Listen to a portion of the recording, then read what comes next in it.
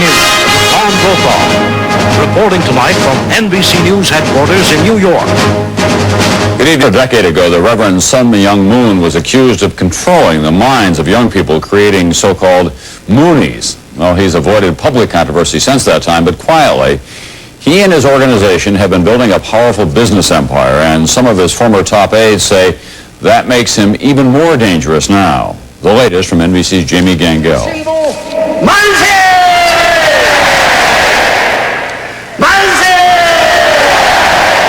Myung, 1982. This is what most people remember. The mass weddings, the Moonies. Young people sent out to sell flowers and give all their money to the church. Since then, Reverend Moon and his followers have built an empire. But critics still charge the Unification Church is a destructive cult. It's an international conglomerate of people who are completely under the control of Moon and his leadership. It's an organization that wants to take over the world and has been working to do so relentlessly. They own prime real estate in all 50 states, 1/3 of the U.S. fishing industry, banks, hotels, a weapons factory, even this fancy French jewelry company. And now the Moon organization is focusing on television. In a rare interview, we spoke to Moon's right-hand man, Bo Pak. He told us their goal is a national cable network. It's going to be America's television, promote America's ideology, America's worldview, which is God-centered worldview, traditional values. That is what America needs. And the point man for the TV operation is Jonathan Park, Bo Pak's son. Funded in part by church-related businesses, in the past 5 years, Park has bought virtually every independent television production company in Washington, D.C. He's built this $90 million complex and now controls 5 companies, including the largest state-of-the-art studio in town. He's even bought into Nostalgia Cable, a system that reaches almost 11 million viewers. It's made competitors nervous. Well, I think the immediate danger in the Washington area is that they would get a lock on all the means of television and video production. There is no other motive, no other hidden agenda. These businesses are run for profit, and they're operated very much like any other well-run company. And the church will not influence them? Absolutely not.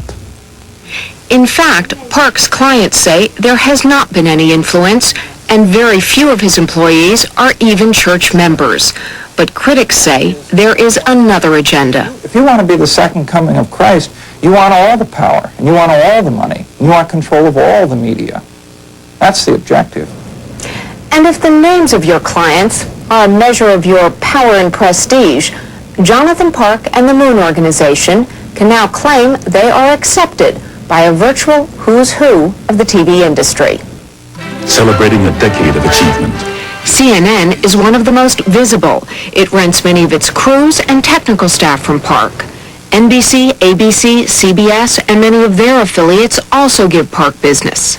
People are cooperating willy-nilly, throwing their money at them, throwing their reputations, their prestige, their honor even, at the Mooney cause, and choosing not to look. See no evil, hear no evil. Other clients are Ted Koppel Communications, many foreign networks, and Entertainment Tonight. Doing business with Moon is giving credibility and legitimacy to a man who is, in my opinion, a total demagogue who runs a destructive cult that uses deception, mind control, and hurts thousands and thousands of people. The Moon Organization vehemently denies these attacks. They are the liars. They are liars and are premeditated to destroy our church. And I know one thing. We are teaching the truth, and I know who Reverend Moon is. He's a man of God, is practicing the God's truth. I know we shall prevail, because truth shall prevail. Should anyone be worried about this? Critics say yes, that Moon's agenda is power, taking over the world. But the church insists that's absurd, that it's just investing in legitimate businesses. Jamie Gangel, NBC News, Washington.